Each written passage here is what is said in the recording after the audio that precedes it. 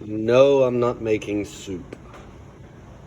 This is my prep work for some canister Damascus I'm going to do with some old chain. I've been soaking it in this vinegar now for 2 days.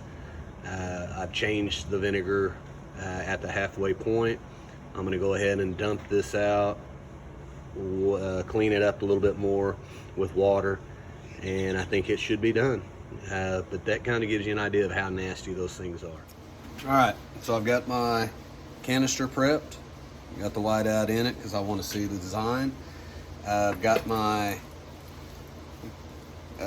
chain cleaned up to the best of my ability, soaked it in the vinegar, took a wire brush to it. So I'm hoping that everything fits in here and goes in here with very little struggles. I know that's probably asking too much, but let's see. All right, so far, so good. Let's see if I can get this part to go in.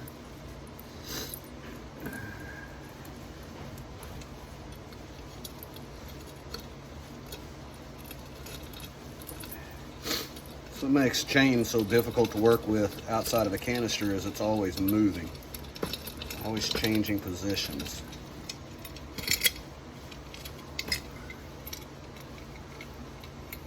I don't think that's gonna work. Gotta get that back out.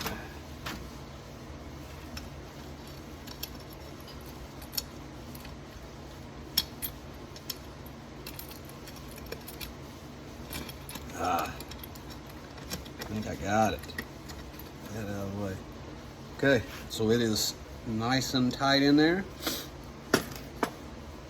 Mix it. All right, so now I've got my 1095 powder. Not that I'm advertising for them, but I did get it from Chance. So I'm going to fill this as tight as I can. I'm gonna raise this up just a little bit. Fill it up nice and tight, making sure that it goes all the way down, fills all the gaps. While I'm doing this, I do have a couple of concerns.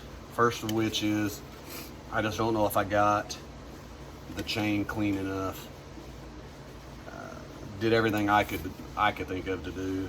I didn't want to soak it in kerosene or anything because I didn't know how that would react inside the canister.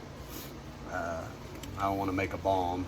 I want to make a billet to make a knife out of it. The other concern is to make the chain fit in there the way that I wanted it to. I had to go with this much bigger piece of square tubing than what my dies are really designed for. But I'm hoping that I can still make it work, and it's going to be a little bit big for my forge.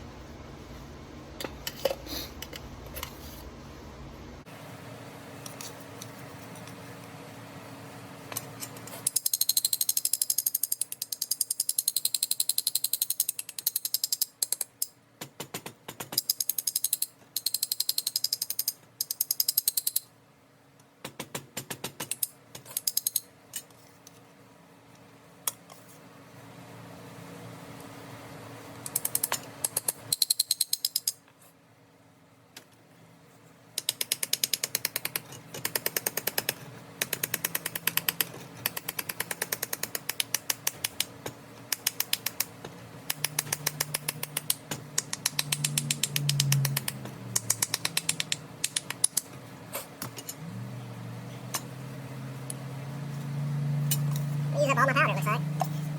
So I need to make another order anyways.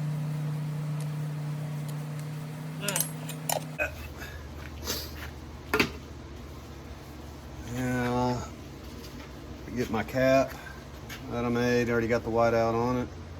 I'll take it over to the welder, seal it up, and put a handle on it. Okay, my squaring dies were too small, so I ended up having to use just the regular dies on my press to get it to forge weld.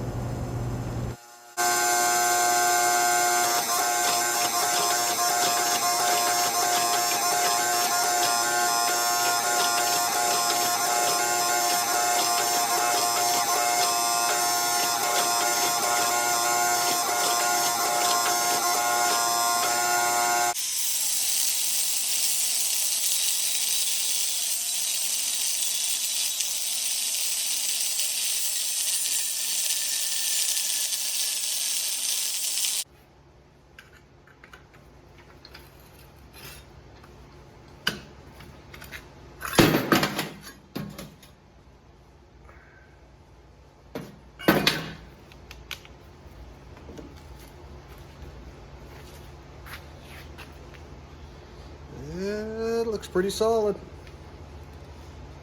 Put a little grind on it. Check it out. All right, looks like it came out good. That's just from the seam in the square tubing, I believe. So the only problem I can see so far is I'm not really sure where what I would consider the top is. I think this is the side of the chain. I etched it a little bit. That looks like side, side, and side.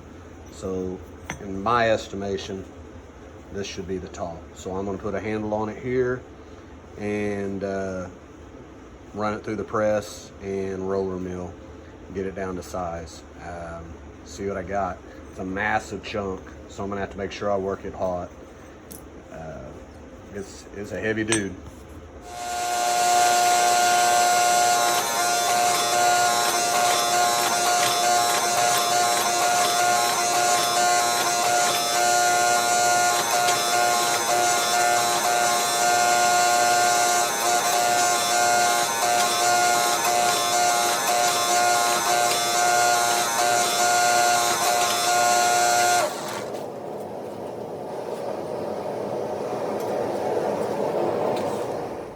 Alright, I had a not so interesting development. So I started developing a whole bunch of cracks in my billet, I guess you'd call it. You can still see a couple of them. These are real deep, big, so I took the large hand angle grinder and tried to grind them out the best that I could. Decided to cut the billet in half, because the only thing I can think of, unless if I just had too many inclusions in it to begin with, or didn't get it hot in the forge welding or something, is that maybe I just didn't get it hot enough all the way through. Now, I know my first two heats were hot enough, but after that, I kind of did my normal routine, and maybe I didn't let it get hot enough considering the pure size of that, because I haven't worked a lot of billets as big as what this started out as. So I'm going to go ahead and try to finish these two out, and as long as it's decent, I'll make a San Mai out of them. That way I know that my core is strong. So anyways, as I was working both billets, I started noticing a lot of the same cracks and D-lams. Some of them were bigger than the others. So I thought I was going to go two directions with them. I left one a little thicker, and I'm going to cut it into 3 sections and re-forge weld it. And the other one, I just put in the roller mill and thinned it down. I'm guessing it's about a quarter. I haven't measured it yet. The one that I thinned out doesn't seem to have a lot of cracks. Now, it could be down lower, so I'm going to take it to the 2x72 and get it ready and see what it looks like, and we'll go from there. Okay, both billets have been cleaned up and a little bit of a vanity etch just to see. I'm really starting to wonder if this is going to be even worth my time. Of course, I'm going to go ahead and finish it because I put so much into it. But while it has cleaned up, and I think it'll work for a San Mai, it may even work for a regular, I guess a Damascus blade.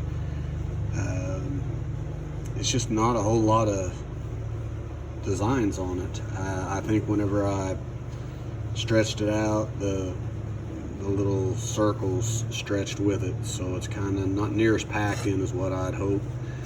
But I'm going to continue pace with this one, and I'll make a San Mai in another video.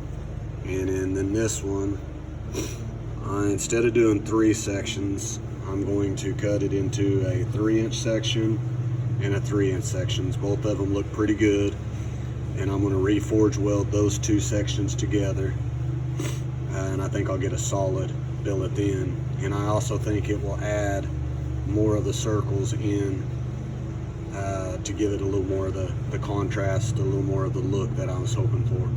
So we'll see. I'll just discard this little part here, so we'll see. I don't know. All right, these are the two pieces I'm going to forge weld together, see if I can come up with something. It was about just less than 3/4 stacked together. I think it was like 0.675 or something like that, by just under 3 inches by 1.5 inches wide. I think I can get it to 8 inches. That's going to be my goal. If I get it 8 inches, I can split that in half with 4 inches and make a nice sand my billet out of it. Sand my knife, rather. So.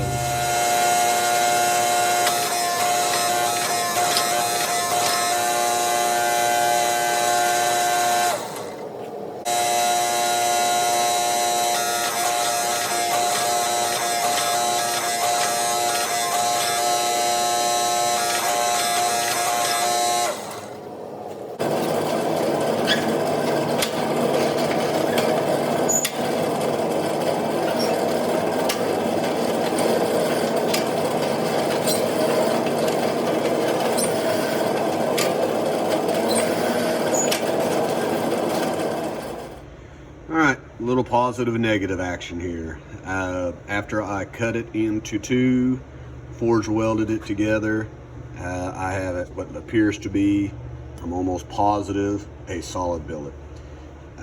Only negative is the designs are pretty spaced out. Didn't get the desired look that I was hoping for, but I'm hoping that whenever I put a core 1075 core in between, making the sand my, I'll do a stock removal, and I think it'll show the different layers, but that'll be for another video. So ending this video, I took a chain from an automobile engine of some sort, put it in a canister, and got a couple of solid billets. I've got this one and then this one. I will be taking them and doing a video later for a sand my. Hope you enjoyed it.